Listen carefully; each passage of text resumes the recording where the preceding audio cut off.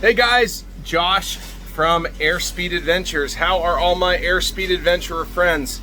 Well, we're back here in Miami, Key Biscayne in particular, and we had a fabulous 2-month trip to the Bahamas. It was fabulous in every way. Lots of video, lots of photos, lots of footage coming, but you know me, I kind of do things out of order. I'm here right now, we're buttoning up the boat, we're heading back up to the Northeast for the summer. Doesn't mean we're going to be there every waking and sleeping minute of the summer, but we have to go back and, you know, kind of adjust back to reality, get some things in order, and we're buttoning up the boat, and there are a bunch of different tasks that are involved, in my mind anyways, from coming back from a trip, a lot of time at sea, a lot of use on the equipment, and, you know, you don't want to leave all this gear just marinating in salt water. So we had a freshwater flush of the engine, a freshwater flush of the generator, and a freshwater flush of the dinghy outboard motor, the brand new 20 horsepower Suzuki. Right now I'm in the middle of a freshwater flush on the generator. So let's take a look at what I did in order to make that happen. All right, so down here, that is the seacock, the through hull and the seacock for the saltwater intake for the generator. And you can see that is an 1.25 inch diameter line that comes in, and it runs underneath here and over and under and over and under into the generator compartment down here. So what I did is I cut a 3-way valve in, just like that. I had to do a little reduction magic here to go from 1.25 inch with a couple of reduction accessories into a garden hose connection with a valve on it. And it's kind of hard to see from this angle here, but let me move this over. There is an on and off valve right there. Kind of can see it, right? Now you don't want to run this thing at full city pressure of whatever it is, 120 PSI. Because what's going to happen is so much pressure will build up back here.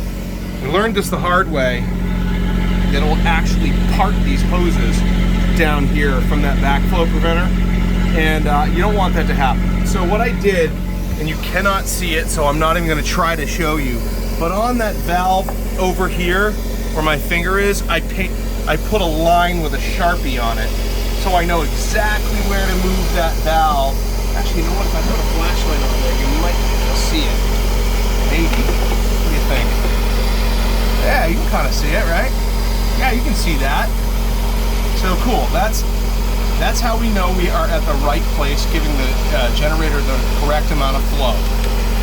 And of course, all you freshwater guys, you don't have to worry about this stuff, but what ends up happening is the water, the seawater, sits inside the heat exchanger and marinates in there, and it just causes corrosion and a buildup of deposits, and eventually there's not sufficient cooling going through that heat exchanger, and it causes the engine to overtemp and shut itself down. So when I first bought this boat almost 2 years ago, if you can believe it, the boat had been sitting for a while, and the heat exchanger was all gunked up, and we took it off.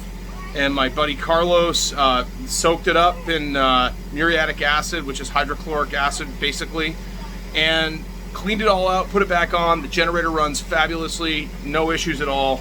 But now I've made a point to try to freshwater flush it to minimize that oxidation. So I like to run it, really you're supposed to run it up to temp for like 15 minutes. So that means probably 25-30 minutes that you're running the generator on freshwater. And that helps to break down any of the oxidation and the deposits, because the temperature, you know, you need to have temperature, you need to have fresh water running through there.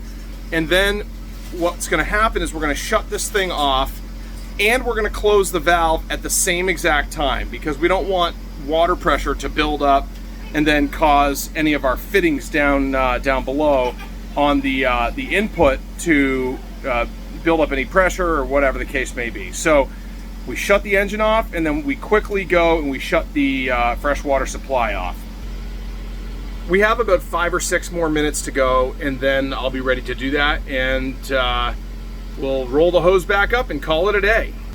All right guys, so I have my assistant marine engineer here, And this is Griffin, and look at that hairdo. What a boat kid, huh? He's been growing it out the whole time.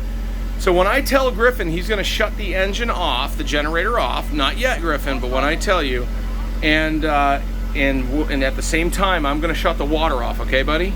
Sound good? Mm-hmm. All right. All right, go ahead, Griffin. All right. And there you have it, folks. Pretty simple. That's how you freshwater flush a diesel generator, really a diesel anything. You can do it with a freshwater engine as well, but the procedure's a little different. This is for a home designed, home implemented freshwater flush mechanism, and you can do this with any of your engines. You just got to make sure that you're always supplying cooling water to the system, whether it's fresh or salt. You've got to make sure that you're always supplying cooling water. Well, I built up so much pressure in the hose, and I kinked it off. Quiet, guys. And I kinked it off, and when I let go of the kink, it went spraying all over the place. But listen, guys, thanks for tuning in, and as always, if you like this video, give it a thumbs up. If you haven't already done so, click on the subscribe button, and then click on the little notification bell so that you get all of the updates when we come out with new content. It helps YouTube, actually the like helps YouTube to share our videos with other people that may be interested, and the thumbs up helps us know whether you want to even hear from us with these types of videos ever again. So catch you on the next one, guys.